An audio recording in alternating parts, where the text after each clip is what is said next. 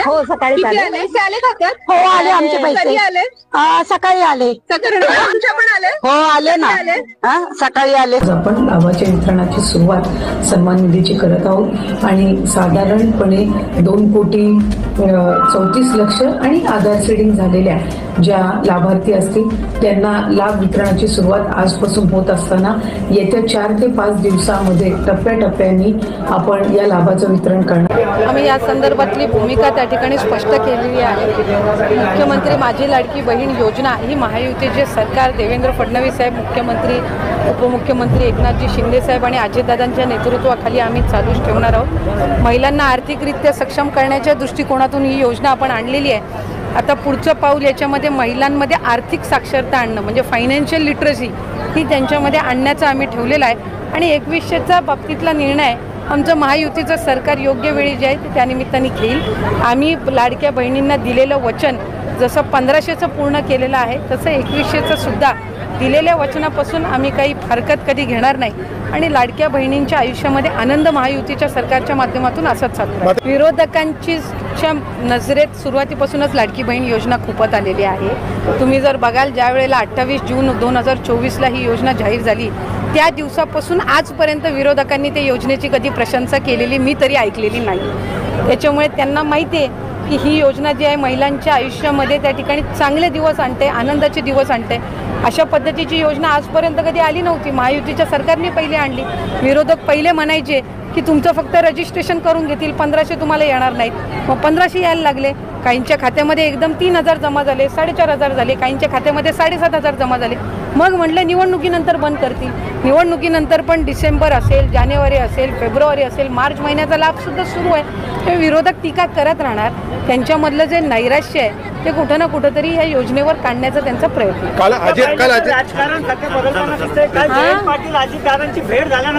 नाही. एका सार्वजनिक कार्यक्रमामध्ये भेट होणं, आम्ही काही एकमेकाचे काही शत्रू नाही आहोत.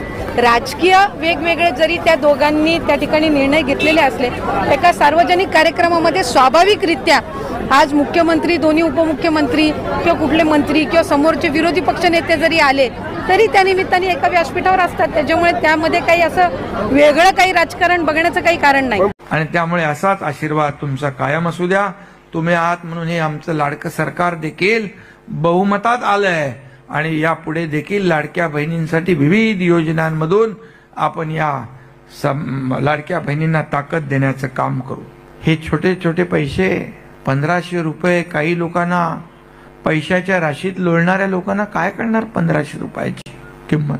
पण माझ्या लाडक्या बहिणींना हे तर उदाहरण आपण दाखवलं, परंतु अशा अनेक लाडक्या बहिणी आहेत की त्यांना 1500 रुपये एक आधार देणारा एक हात आपण दिलेला आहे.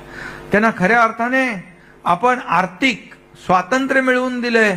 पूर्वी कसं नवऱ्याच्या याच्यावर आपल्याला चालायला लागायचं, आता नाही. आता माझ्या लाडक्या बहिणीचा सन्मान घरातही झाला, नवराही करतो, सासू सासरे पण करतात.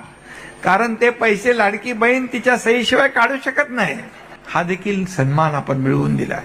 आणि म्हणून मी तेव्हा जो विचार केला, लाडक्या बहीण योजना सुरू करायची. उद्योजकांना कर्ज मिळतं, सहाय्य मिळतं, शेतकऱ्यांना कर्जमाफी मिळते, पण सर्वसामान्य माझ्या लाडक्या बहिणींना काय, म्हणून तो विचार करून आपण ही योजना विचारपूर्वक केलेली आहे. आणि आता काही लोक म्हणतात कधी बंद करणार, हे बंद करणार. मी सांगितलंय कधी बंद होणार नाही. पुन्हा एकदा सांगतो, ही योजना बंद होणार नाही. आणि आम्ही जे बोललोय, आता म्हणतात 2100 रुपये कधी देणार. तुम्ही तर 3000 जाहीर केले होते. 3000 देता देता कुठं घरी फसवले तुम्हाला कायमचे. आम्ही जे बोलतो ते करतो, प्रिंटिंग मिस्टेक नाही. तुम्हाला सांगतो त्याचं नियोजन देखील सुरू आहे.